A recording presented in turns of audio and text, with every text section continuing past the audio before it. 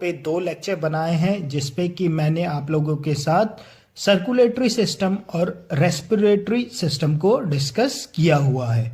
आज के इस लेक्चर पे हम लोग ह्यूमन डाइजेस्टिव सिस्टम को पढ़ेंगे और आप लोगों से रिक्वेस्ट है कि जिन लोगों ने सर्कुलेटरी सिस्टम और रेस्पिरेटरी सिस्टम को अभी तक नहीं देखा वो लोग पहले उन 2 लेक्चर्स को भी देख ले। क्लियर? चलिए ह्यूमन डाइजेस्टिव सिस्टम को हम लोग स्टार्ट करते हैं। ठीक है, फिगर मैंने बनाया है, फिगर उतना अच्छा तो बना नहीं, बट हम लोगों ने समझना है तो फिगर इतना काफी है समझने के लिए। ओके, अगर हम लोग ह्यूमन डाइजेस्टिव सिस्टम की मैं बात करूं तो जो हम लोगों का डाइजेस्टिव सिस्टम है वो हम लोगों के माउथ से स्टार्ट होते हुए फिर उसके बाद एसोफेगस से होते हुए हमारे स्टमक तक पहुंचता है। स्टमक के बाद वो हमारे small intestine, large intestine, rectum और एनस के थ्रू बॉडी से आउट हो जाता है। चलिए इस सिस्टम को पूरा अच्छे से डिस्कस करते हैं, एक एक पार्ट को अच्छे से समझने की कोशिश करते हैं। चलिए लेक्चर को स्टार्ट करते हैं। ओके, सबसे पहले अगर मैं डाइजेस्टिव सिस्टम की बात करूं तो डाइजेस्टिव सिस्टम, इसके बाद फिगर पे भी मैं लिखते मतलब जो ये फिगर है उस पे भी मैं पार्ट्स आप लोगों को बताता चलूंगा। क्लियर? अगर मैं बात करूं डाइजेस्टिव सिस्टम की,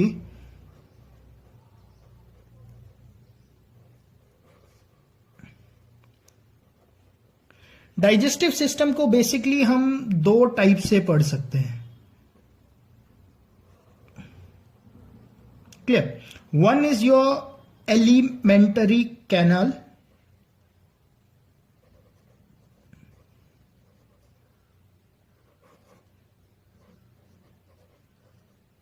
and another one is supportive organs.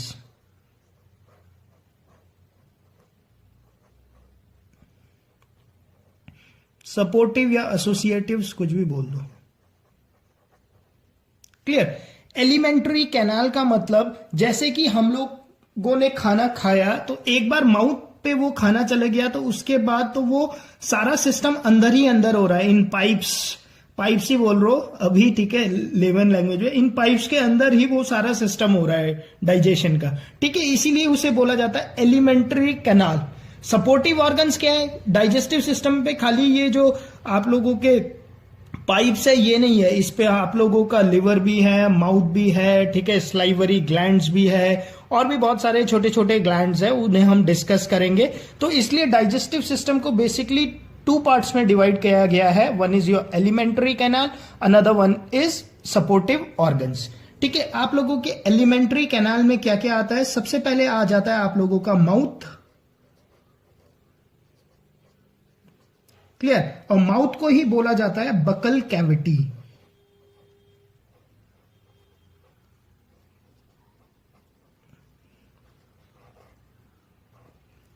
Clear?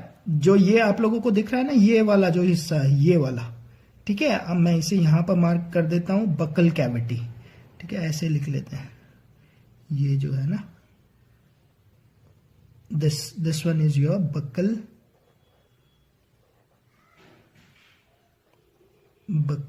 Cavity. Clear? अच्छा, बकल कैविटी के बाद क्या होता है? आप लोग खाना मुंह पे चबाते हो दांत की मदद से, तो बकल कैविटी पे आप लोगों के सपोर्टिव ऑर्गन्स होते हैं। कौन कौन से सपोर्टिव ऑर्गन्स होते हैं यहां पर? एक होता है आप लोगों का टीथ होता है यहां पर, और क्या होता है टीथ के साथ यहां पर स्लाइवरी ग्लैंड्स होते हैं। एक एक करके अभी हम इन सारे चीजों को डिस्कस करेंगे।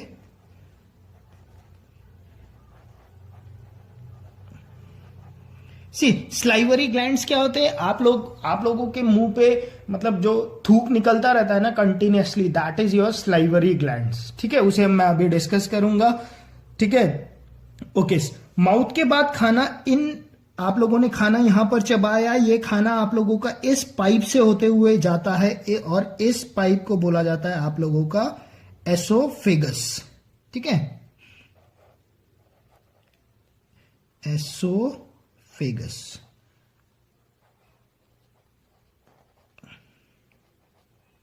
क्लियर? एसोफेगस से होते हुए ये खाना जाता है। तो एलिमेंट्री कैनाल में माउथ के बाद क्या आता है आप लोगों का? एसोफेगस।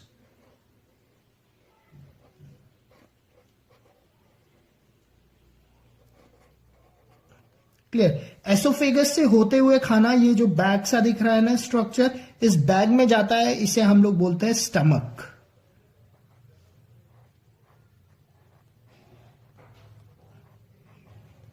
ठीक है, तो थर्ड पार्ट क्या आता है इस पे हम लोगों का, जो हम लोगों ने पढ़ना है, स्टमक।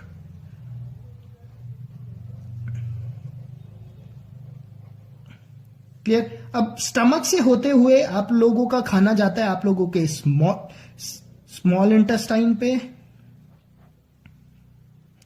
अच्छा, अगर मैं स्टमक की बात करूं तो स्टमक के साथ सपोर्टिव ऑर्गन्स ज्वाइंट होते हैं। वो क्या है आप लोगों का, ये जो दिख रहा है ना लिवर, ये है लिवर, और लिवर के ठीक नीचे ये जो दिख रहा है, this is your gall bladder, और ये जो यहां पर एक ऐसा पट्टी सा दिख रहा है, दिस इज पेनक्रियास। ठीक है, पेनक्रियास। ठीक है, ये लिवर हो गया, और ये क्या हो गया, this is your gall bladder. यहीं पे दिखा देते हैं। ठीक है, सपोर्टिव ऑर्गन स्टमक के साथ कौन कौन से सपोर्टिव ऑर्गन हैं आप लोगों के, एक हो गया आप लोगों का लिवर,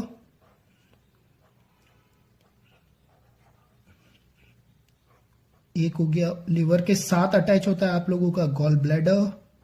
ठीक है, अभी हम लोग सारा चीज डिस्कस करेंगे इसी वीडियो में कि गॉल ब्लैडर में कैसे स्टोन हो जाता है। ठीक है, और अनीमिया कैसे होता है, लिवर पे बाइल डक्ट के क्या काम होते हैं, सारे कंसेप्ट मैं डिस्कस कर दूंगा। ठीक है, गॉल ब्लैडर, अभी हम लोग पहले एक ओवरव्यू देख रहा हूं। ठीक है, this is your gall bladder, this one. ठीक है, ये वाला गॉल ब्लैडर है, ये पेनक्रियाज है।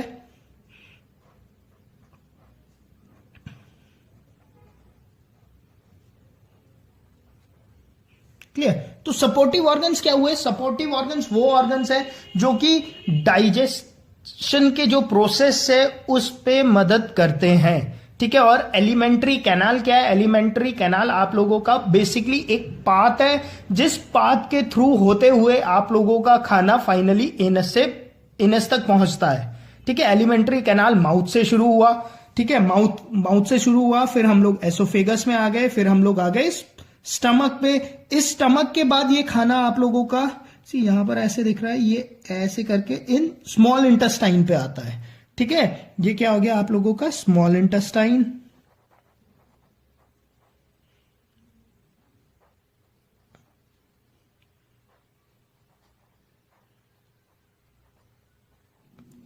ठीक है, और ये जो बड़ा सा दिख रहा है ना, ये बड़ा वाला, this is your large intestine. Clear, large intestine.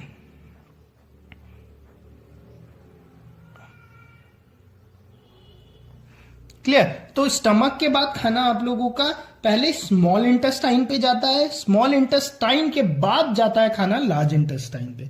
Clear, तो फोर्थ नंबर पे आप लोग बोलोगे स्मॉल इंटेस्टाइन।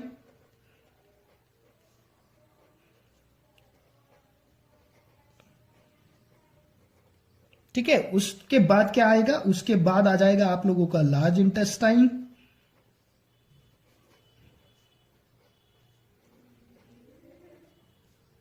ठीक है, हम लोग एक एक करके small intestine, large intestine, stomach, oesophagus, liver, gall bladder, pancreas, teeth, mouth, salivary glands, इन सब के बारे में पढ़ेंगे। ठीक है, बहुत ही इंटरेस्टिंग टॉपिक है, आप लोगों को बहुत मजा आएगा। Clear, okay. स्मॉल इंटेस्टाइन के बाद फाइनली एंड पे ये आप लोगों का होता है रेक्टम,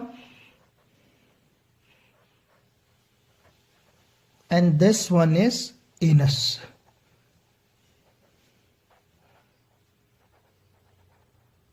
क्लियर, एनस दिख रहा है, मैं थोड़ा सा ऊपर ले जा देता हूं। ठीक है, दिस वन इज एनस। ठीक है, तो लार्ज इंटेस्टाइन के बाद क्या आएगा, लार्ज इंटेस्टाइन के बाद आएगा रेक्टम, एंड फाइनली एनस।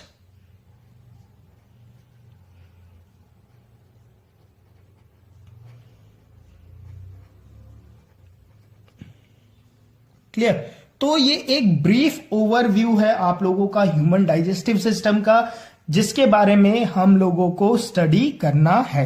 ठीक है, मैंने बताया डाइजेस्टिव सिस्टम को हम लोग एलिमेंट्री कैनाल और सपोर्टिव ऑर्गन्स इन दोनों के हिसाब से पढ़ेंगे। एलिमेंट्री कैनाल क्या है? एलिमेंट्री कैनाल आप लोगों का पासेज है जहां पर कि आप लोगों का फूड जिस सीक्वेंस पे जाएगा, खाना पहले माउथ पे आया, फिर एसोफेगस की मदद से खाना नीचे स्टमक पे आया, फिर आप लोगों के स्मॉल इंटेस्टाइन पे आया, स्मॉल इंटेस्टाइन से कनेक्ट होके लार्ज इंटेस्टाइन पे जाएगा, लार्ज इंटेस्टाइन पे जाने के बाद रेक्टम पे आएगा और फाइनली एनस से आप लोगों की बॉडी से आउट हो जाएगा।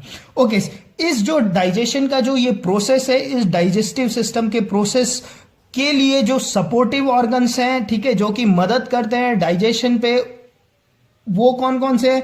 जब हम माउथ पे होंगे तो हमें ये टीथ और ये स्लाइवरी ग्लैंड्स के बारे में पढ़ना पड़ेगा। क्लियर? अच्छा, एसोफेगस पे कुछ नहीं है। उसके बाद जब हम स्टमक पे पहुंच जाएंगे तो यहां पर हम लोगों को लिवर, गॉल ब्लैडर और पेनक्रियास के बारे में पढ़ना पड़ेगा। ठीक है, उसके बाद आगे कोई सपोर्टिव ऑर्गन नहीं है। क्लियर? ओके, तो हम लोग स्टार्ट करते हैं, माउथ से स्टार्ट करते हैं और धीरे धीरे करके इन सारे ऑर्गन्स के बारे में भी पढ़ते जाते हैं और जो डाइजेशन हो रहा है उसके बारे में भी पढ़ते जाते हैं। चलिए माउथ से स्टार्ट करते हैं। ओके, आप लोग नोट्स बनाते चलना साथ पे ताकि आप लोगों का सब चीज क्लियर हो। ओके, चलिए माउथ से स्टार्ट करते हैं, या मैं उसे बोल देता हूं बक्कल कैविटी।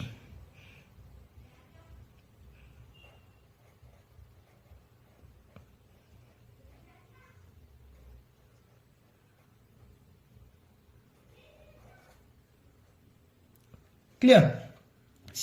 अब बक्कल कैविटी कैसा हुआ? आप लोगों का माउथ अगर मैं बनाने की कोशिश करूं, कुछ फिगर तो इतना अच्छा नहीं है मेरा डायग्राम, ऐसे ही बना लेते हैं समझने के लिए। ठीक है, और ये एक ओपन माउथ है, इस पे टीथ है।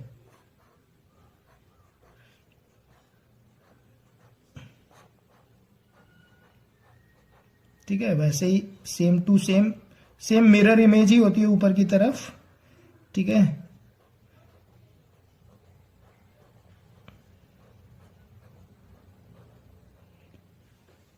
क्लियर? और इसके बीचों बीच होता है आप लोगों का tongue. Clear? This is your tongue.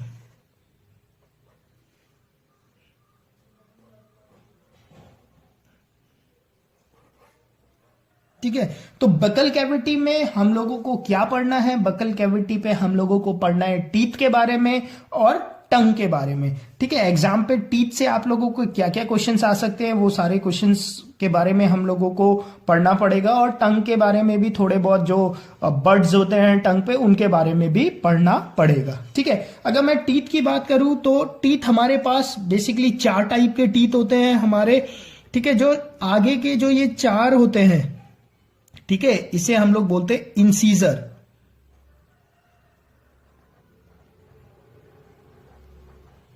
Clear? उसके बाद ये एक नोकीला सा दांत होता है। ठीक है, एकदम नोकीला सा रहता है। आप लोग अपने जीभ से टच करोगे तो आप लोगों को फील होगा कि हाँ, एक दांत मेरा थोड़ा सा पॉइंटेड है। ठीक है, इसे बोलते हैं कैनाइन। ठीक है, जो इंसीजर्स है आप लोगों का, बेसिकली जो फ्रंट वाले आप लोगों के 4 दांत है ना, उन्हें हम लोग बोलते हैं इंसीजर। ये किस काम आते हैं आप लोगों को पता होना चाहिए आप लोगों को। ठीक है, ये इंसीजर जो है ये कटिंग के काम आते हैं। एग्जाम पे क्वेश्चन पूछ सकता है कि इनमें से कौन से दांत आप लोगों के कटिंग के काम आते हैं, तो आप लोगों को पता होना चाहिए कि जो फ्रंट के जो 4 दांत होते हैं ना, इंसीजर जिसे बोलते हैं, वो क्या होता है, कटिंग के काम आते हैं। ठीक है, उसके बाद जो ये कैनाइन है, एस लगाने की जरूरत नहीं, कैनाइन है, ये आप लोगों का बाइट टीयरिंग के काम आता है। ठीक है,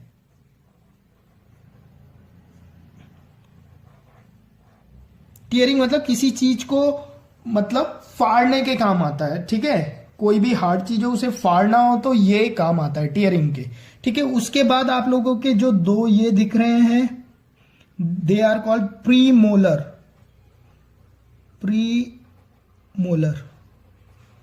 प्रीमोलर किस पर्पस के काम आते हैं? जो आप लोगों के इंसीजर के पीछे के जो 2 दांत होते हैं वो आते हैं आपके च्युइंग के काम, चबाने के लिए।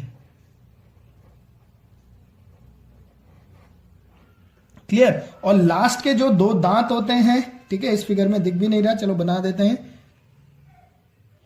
लास्ट के जो ये दो दांत होते हैं, ठीक है, लास्ट वाले, इसे हम लोग बोलते हैं मोलर। लास्ट के जो दो होते हैं इसे हम लोग बोलते हैं मोलर, ठीक है। और बेसिकली ये किस पर्पस के लिए काम आते हैं, ये च्यूइंग के काम तो आते ही हैं और साथ में ग्राइंडिंग के भी काम आते हैं, ठीक है। ये खाने को चबाते भी है और उसे ग्राइंड भी कर देते हैं, क्लियर। तो ये आप लोगों को एक तरीके से पता होना चाहिए कि जो हमारी बकल कैविटी है, जिसपे कि मैं बोलता हूं हमारा माउथ है, शीशे के सामने खड़े हो जाओ मुंह खोल के, तो जो दिखेगा that is your buccal cavity, clear.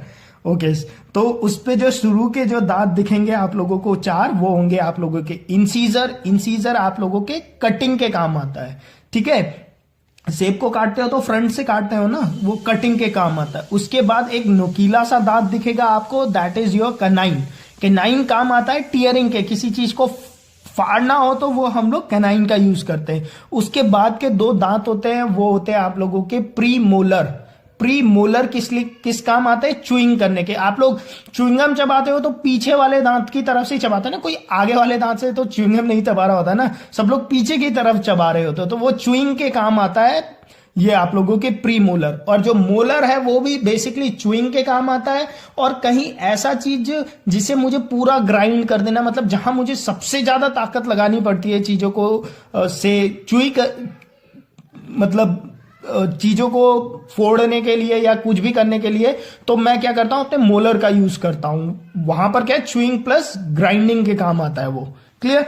तो ये आप लोगों का बेसिकली एक टीथ का मैंने आप लोगों को बता दिया। सी अब क्या होता है, इसे हम लोग ऐसे भी डिनोट करते हैं। सबसे पहले हम लोग बोलते हैं इंसीजर, फिर कैनाइन, प्रीमोलर, फिर मोलर, ठीक है। यहां से आप लोगों का एक डेंटल फॉर्मूला निकल के आता है, क्लियर।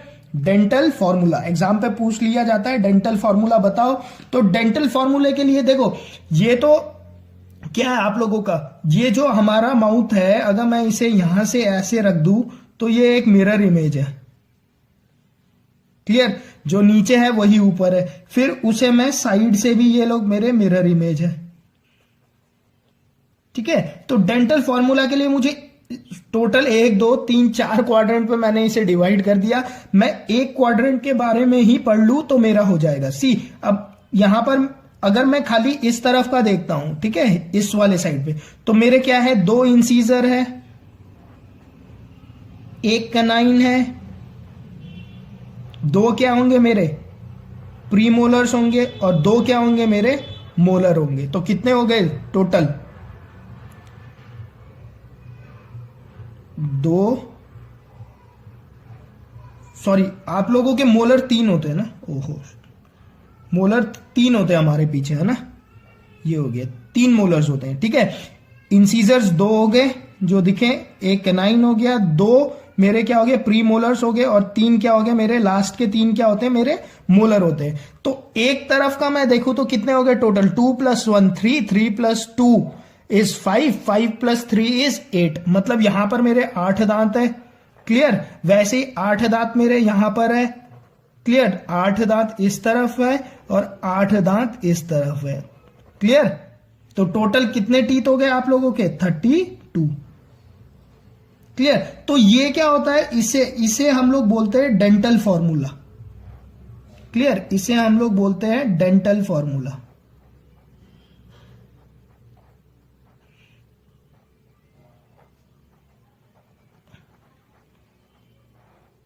क्लियर। पूछ लिया जाए डेंटल फॉर्मूला क्या होता है, तो क्या होता है 2 1 2 3, ठीक है। कैसे डेंटल फॉर्मूला लिखा जाता है मैंने आप लोगों को ये भी बता दिया, क्लियर। अच्छा, अब इंपॉर्टेंट चीज क्या क्या आप लोगों को और टीथ के बारे में पता होना चाहिए, और आप लोगों को नोट डाल के थोड़े 2-4 इंपॉर्टेंट पॉइंट्स मैं बता देता हूं टीथ के बारे में, जो कि आप लोगों को पता होना चाहिए। आप लोग नोट डाल के लिख लीजिए उन पॉइंट्स को। एक तो आप लोगों को जो पता होना चाहिए दैट इज योर एनिमल, ये बहुत इंपॉर्टेंट है, ठीक है। Enamel, clear. इनेमल क्या होता है आप लोगों का? इनेमल जो होता है आप लोगों का, अगर आप लोग अपने टीथ को देखोगे तो आपके टीथ के टॉप सरफेस में एक कोटिंग हो रखी होती है, ठीक है, उसे बोला जाता है टूथ एनेमल बोला जाता है। क्लियर। एक कोटिंग हो रखी होती है, जो कोटिंग आपके टीथ को सेंसिटिविटी से बचाने के लिए होती है, ठीक है, एनेमल बोलते हैं उसे, ठीक है। जैसे बेसिकली होता क्या है, ऐसा होता है, लेयर होते हैं टीथ पे भी, उतना डीप जाने की जरूरत नहीं है, ठीक है। ये मेरा एक, इसके ऊपर ऐसे एक कोटिंग होती है,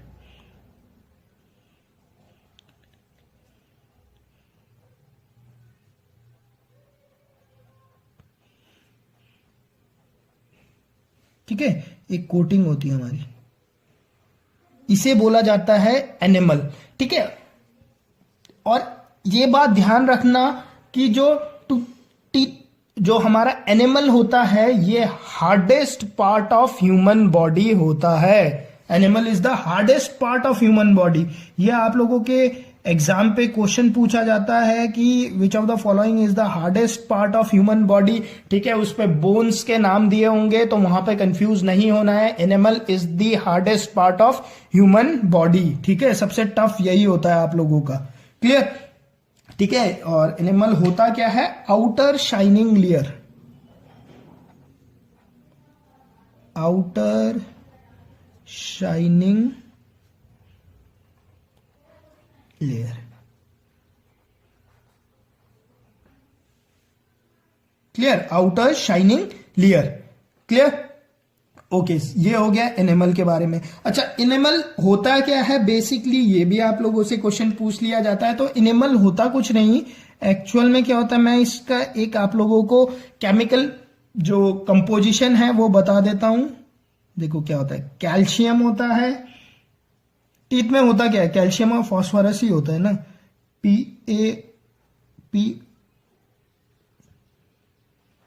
ठीक है, लिख लेना, वैसे पूछेंगे तो कम ही, OH ट्वाइस, हाइड्रोक्सी एपिटाइट बोला जाता है इसे, ठीक है, हाइड्रोक्सी या कैल्शियम एपिटाइट बोला जाता है इसे। क्लियर, हाइड्रोक्सी या कैल्शियम एपिटाइट, क्लियर। देखो आप लोगों के टीथ में होता क्या है, बेसिकली कैल्शियम होता है और क्या होता है, फास्फोरस होता है, ठीक है, यहां भी कैल्शियम और फास्फोरस ही होता है आप लोगों के टीथ में, ठीक है। इसे क्या बोला जाता है, इसे आप लोग लिख लेना, इसे लिख लेना हाइड्रोक्सी एपेटाइट, हाइड्रोक्सी एपेटाइट,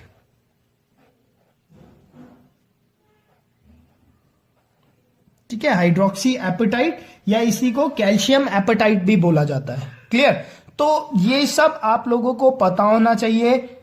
अगर मैं बात करूं बकल कैविटी की, ठीक है, डाइजेस्टिव सिस्टम पे अभी हम लोग अपने माउथ पे ही है, माउथ पे हम लोग पहले सपोर्टिव को ऑर्गन को पढ़ रहे हैं, जो कि होता है हम लोगों का टीथ। क्लियर, टीथ के बारे में आप लोगों को मैंने बता दिया कि टीथ 4 टाइप के होते हैं, इंसीजर जो कटिंग के काम आता है, कैनाइन जो टीयरिंग के काम आता है, प्रीमोलर च्यूइंग के काम आता है, और मोलर्स जो 3 मोलर होते हैं वो हम लोगों के च्यूइंग और ग्राइंडिंग के काम आते हैं। उसके बाद मैंने आप लोगों को इसका डेंटल फॉर्मूला बता दिया कि जो डेंटल फॉर्मूला ऑफ टीथ है वो क्या है, 2 इंसीजर, 1 कैनाइन, 2 प्रीमोलर और 3 मोलर। उसके बाद हम लोगों ने एनिमल के बारे में बात करा, ठीक है, मैंने बोला कि ये outer shining layer of teeth है। क्लियर, और ये क्या है, हार्डेस्ट आप लोगों का क्या है, hardest part of human body है, ठीक है। उसके बाद मैंने बताया ये एक्चुअल में क्या है, ये एक्चुअल में हाइड्रोक्सी एपिटाइट है, ठीक है, और मैंने इसका आप लोगों को फॉर्मूला बताया, ठीक है। अब आप लोगों ने क्या करना है, आप लोगों ने टीथ के बारे में जो छोटे छोटे कॉन्सेप्ट्स होते हैं, ठीक है, वो आप लोगों ने अपने बुक से पढ़ लेना है और उसे भी नोट करके नीचे लिख लेना है, ठीक है। उस पे कोई सच कंसेप्चुअल चीज है नहीं कि जो मैं आप लोगों को बताऊं। जैसे क्वेश्चन पूछ लिए जाते हैं कि मैक्सिमम टीथ किस पे होते हैं, आप लोगों के हॉर्स और पिग पे मैक्सिमम टीथ होते हैं, ठीक है। और जो रैट होता है, चूहा, वो अपने एनिमल को भी चेंज कर सकता है, ठीक है, वो अपने एनिमल को चेंज कर देता है, ठीक है। और इंटरेस्टिंग फैक्ट पढ़ोगे कि क्रोकोडाइल जो है वो अपने टीथ को 40 टाइम्स रिप्लेस कर सकता है। ठीक है, हमारा तो जैसे एक बार टूटता है, फिर दूसरी बार आता है, फिर उसके बाद नहीं आता है।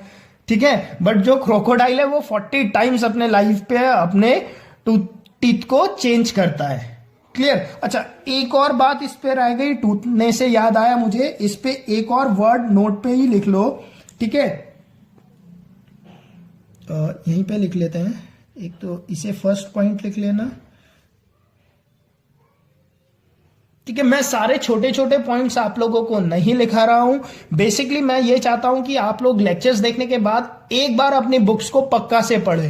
क्लियर, तब आप लोगों को क्लैरिटी होगी ना सब्जेक्ट की कि हम आप लोगों ने वीडियो में जो देखा वो कितना यूजफुल था आप लोगों के लिए। क्योंकि इस लेक्चर को देखने के बाद जब आप अपने बुक को पढ़ोगे तो आप लोगों को बुक एकदम मतलब सिंपल लगेगा। हाँ, लगेगा कि हमें ये सारे कंसेप्ट अब समझ में आ रहे हैं। क्लियर। ओके, एक और वर्ड लिखो, आप लिखो वर्ड डाइफियोडोंट। ठीक है, इंग्लिश के वोकैबुलरी पे भी ये क्वेश्चन पूछा जाता है।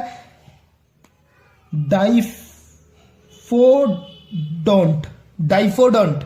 ठीक है, डाइफोडोंट क्या होता है? आप लोगों का जो मिल्की टीथ जिसे हम लोग बोलते हैं ना, सभी के बचपन पे एक बार तो हम लोगों का दांत टूटता ही है, उसके बाद दोबारा आता है। ठीक है, तो जो हम लोगों का मिल्की टीथ होता है उसे हम लोग बोलते हैं डाइफोडोंट, मिल्की टीथ।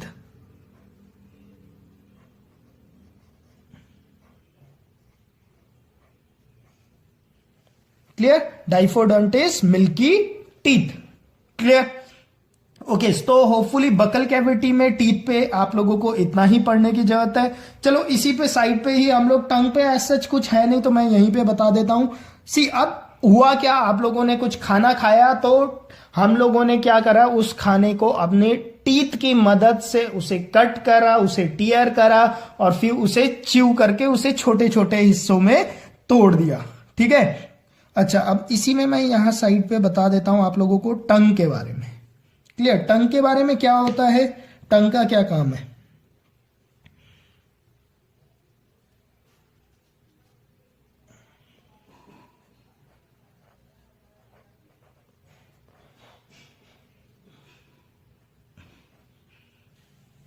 ठीक है, बेसिकली टंग का काम है बातें बनाना। Clear. Okay, see this is my tongue. Clear. अच्छा, टंग पे क्या होता है, टंग पे आप लोगों के बर्ड्स होते हैं। ठीक है, टेस्ट बर्ड्स होते हैं। ठीक है, मुझे कैसे पता चलता है कि अगर मैंने कुछ चीज खाया वो चीज मीठा है या वो चीज खट्टा है, वो चीज सॉल्टी है या वो चीज बिटर है। ठीक है, ये जो टेस्ट का जो मुझे पता चलता है ना, वो मेरे टंग पे बर्ड्स होते हैं। ठीक है, वो बर्ड्स ही मुझे टेस्ट के बारे में बताते हैं। ठीक है, तो क्या होता है, जो टंग का जो फ्रंट वाला जो ये हिस्सा है ना, ये यहां पर मैक्सिमम स्वीट बर्ड्स होते हैं। क्लियर, जो मुझे बताते हैं कि हाँ जो मैंने चीज खाया वो चीज कैसा था, मीठा था या कैसा था, यहां से हमें पता चलता है स्वीटनेस का। ठीक है, सबसे एंड में जो बर्ड्स होते हैं वो होते हैं बिटर के, मतलब कड़वा।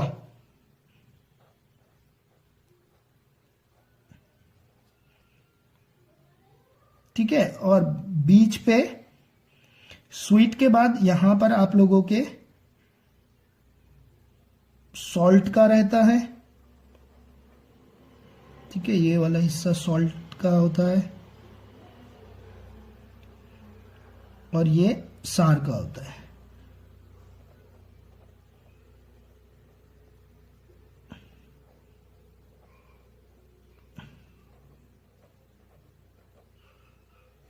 ठीक है, यहां ऐसा होता है। क्लियर। ठीक है, नीचे वाला जो टंग का एकदम हम लोगों का एंड पॉइंट होता है। ठीक है, या ये स्वीट बताता है, उसके बाद सॉल्ट, उसके बाद सार, उसके बाद बिटर। ठीक है, बेसिकली टंग का क्या काम होता है, सी जब भी हम किसी खाने को च्यू करते हैं, ठीक है, चबाते हैं दांतों से, तो क्या होते हैं हमारे जो स्लाइवरी ग्लैंड्स है, ठीक है, स्लाइवरी ग्लैंड्स के बारे में अब हम इसके बाद पढ़ेंगे।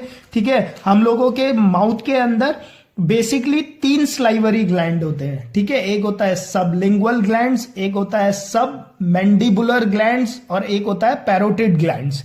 ये तीनों ग्लैंड्स क्या होते हैं, जैसे ही हम लोग खाने को चबाना शुरू करते हैं ये तीनों ग्लैंड्स एक्टिव हो जाते हैं। वैसे तो एक्टिव ये दिन भर होते हैं, बट जैसे ही खाना मुंह के अंदर जाता है तो ये सुपर एक्टिव मोड्स पे चले जाते हैं। ठीक है, तो जैसे ही हम लोग खाने को चबाते हैं तो हमारे ग्लैंड्स एक्टिव हो जाते हैं, मुंह के अंदर के जो ग्लैंड्स होते हैं, और वो क्या करते हैं, स्लाइवा को रिलीज करता है। स्लाइवा मतलब एक तरीके से पानी की तरह रहता है। ठीक है, जो थूक है हम लोगों का पानी की तरह ही है। बेसिकली स्लाइवा का अगर आप कंपोजिशन देखोगे तो उस पे क्या है, 100% अगर वो चीज है तो उस पे 98% तो वाटर ही होता है, 2% उस पे एंजाइम्स होते हैं। ठीक है, एंजाइम्स क्या करते हैं वो मैं आप लोगों को जब हम ग्लैंड्स मतलब ये स्लाइवरी ग्लैंड्स के बारे में पढ़ेंगे तो वहां पर सारा बताऊंगा आप लोगों को। ठीक है, तो यहां पे मैं टंग के बारे में ही बता रहा हूं। तो स्लाइवरी ग्लैंड्स ने क्या किया, स्लाइवा सीक्रेट करा, मतलब पानी जैसा कुछ चीज आया आप लोगों के मुंह पे, और उसने क्या करा, आप लोग खाने को चबा रहे थे तो उस टंग ने क्या किया, आप लोगों के उस खाने के साथ उस पानी को मिक्स करना शुरू करा। ठीक है, ताकि आप लोगों का जो खाना है वो अच्छे तरीके से क्या हो जाए, ल्यूब्रिकेटेड हो जाए। ठीक है, अगर ल्यूब्रिकेटेड नहीं होगा और आप लोग उसे सीधा अपने गले से नीचे उतार लोगे, एसोफेगस पे उतार लोगे, तो खाना वहां पर फंस सकता है। ठीक है, और डेथ भी हो सकती है। इसलिए बोला भी जाता है कि खाने को चबा चबा के खाओ ताकि वो अच्छे से लुब्रिकेंट हो जाए। क्लियर, ताकि जब वो एसोफेगस से जब वो पास हो तो वो अच्छे से ल्यूब्रिकेटेड हो, सूखा ना हो। सूखा मतलब मैंने रोटी ली, मैंने दो तीन बार चबाया और सीधा मतलब अंदर कर दिया। ठीक है, एसोफेगस पे डाल दिया आपने। ठीक है, तो उससे क्या होगा, वो मेरे एसोफेगस में फंस सकता है, हमें खांसी आ सकती है। क्लियर, ठीक है, डेथ तक हो सकती है। इसलिए बोला जाता है कि खाने को अच्छे से चबा चबा के खाओ। तो टंग क्या काम कर रहा होता है, बकल कैविटी में जो स्लाइवा आया और जो आप लोगों ने घर बनते हुए वो मोटर देखा होगा जिसपे कि बजरी और सीमेंट डाला जाता है और वो घूमता जाता है और आप लोगों को जो कंक्रीट मटेरियल बना के देता है। ठीक है, तो टंग उसी तरीके से है। ठीक है, स्लाइवा ग्लैंड जो है पानी दे रहा है कंटिन्यूअसली, और आप लोग च्यू कर रहे हो किसी चीज को, तो टंग क्या कर रहा है, उन्हें आपस में मिक्स करता जा रहा है ताकि जो खाना है, ठीक है, वो अच्छे से क्या हो जाए, ल्यूब्रिकेटेड हो जाए, और जब उसे हम लोग नीचे एसोफेगस के थ्रू स्टमक तक पहुंचाए उसे, तो वो कहीं बीच पे फंसे नहीं। क्लियर, तो टंग के बारे में पता चल गया क्या काम होता है। ठीक है, अच्छा, तो बेसिकली लेक्चर बड़ा हो जाएगा, 33 मिनट्स का तो हो ही चुका है यहां तक ही। ठीक है, तो हम लोग क्या करते हैं, हम लोग ग्लैंड्स को, ठीक है, बेसिकली हम लोगों ने अभी टोटल हम लोगों के पास 6 और 5 11 चीज है पढ़ने के लिए। ठीक है, माउथ हम लोगों ने पढ़ लिया। क्लियर, माउथ के अंदर हम लोगों ने टीथ और टंग पढ़ लिया। ठीक है, अब बेसिकली नेक्स्ट क्या पढ़ना है, हम लोगों ने स्लाइवरी ग्लैंड्स के बारे में पढ़ेंगे इसके नेक्स्ट लेक्चर पे। उसके बाद एसोफेगस, फिर स्टमक के बाद हम लोग लिवर, गॉल ब्लैडर और पेनक्रियास को पढ़ेंगे। उसके बाद small intestine, large intestine and finally rectum और इनस के बारे में पढ़ेंगे। क्लियर, तो इस लेक्चर को हम लोग यहीं खत्म करते हैं क्योंकि ये एक इंट्रोडक्टरी लेक्चर था, तो इस पे फिगर को एक्सप्लेन करने पे काफी टाइम लग गया, इसलिए इस पे हम लोग ज्यादा कुछ डिस्कस नहीं कर पाए। बट इसके नेक्स्ट लेक्चर को आप लोग पक्का से देखना। क्यों? क्योंकि उस लेक्चर पे हम लोग कोशिश करेंगे कि आप लोगों का पूरा डाइजेस्टिव सिस्टम खत्म हो जाए। पूरा तो शायद उस पे भी शायद 3 पार्ट्स के होंगे डाइजेस्टिव सिस्टम। ठीक है, पूरा तो उस पे भी खत्म नहीं हो पाएगा। काफी डाइजेस्टिव सिस्टम खत्म हो गया तो लगभग काफी कुछ आप लोग उस पे पढ़ लेते हो। ठीक है, ह्यूमन बॉडी में है क्या आप लोगों के, एक तो ब्रेन है। क्लियर, ब्रेन के बाद आप लोगों का क्या हो गया, रेस्पिरेटरी सिस्टम में, वो हम लोगों ने पढ़ लिया। उसके बाद सर्कुलेटरी सिस्टम में, फिर डाइजेस्टिव सिस्टम में, फिर स्केलेटल सिस्टम में, फिर आप लोगों का रिप्रोडक्टिव सिस्टम है। ठीक है, एक्सक्रीटोरी सिस्टम है और इंटीग्यूमेटरी सिस्टम है, और बस इतना ही तो है ह्यूमन बायो में। ठीक है, तो ज्यादा टाइम नहीं लगेगा इसे फिनिश करने में। अगर लेक्चर पसंद आए तो लेक्चर को पक्का से लाइक कीजिए। ठीक है, और अगर आप लोगों को लेक्चर पसंद है तो कमेंट भी पक्का से कीजिए, ताकि मुझे पता चल पाए कि जो मैं अगर लेक्चर बना रहा हूं कि वो यूजफुल है भी कि नहीं है। ठीक है, और भी कोई सजेशन है आप लोगों का तो आप लोग कमेंट बॉक्स पे लिख सकते हैं। क्लियर? वीडियो को लाइक कीजिए, ज्यादा से ज्यादा अपने फ्रेंड लोगों के साथ शेयर कीजिए, और चैनल को अभी तक सब्सक्राइब नहीं किया है तो चैनल को भी पक्का से सब्सक्राइब कर लीजिए। Okay, thank you.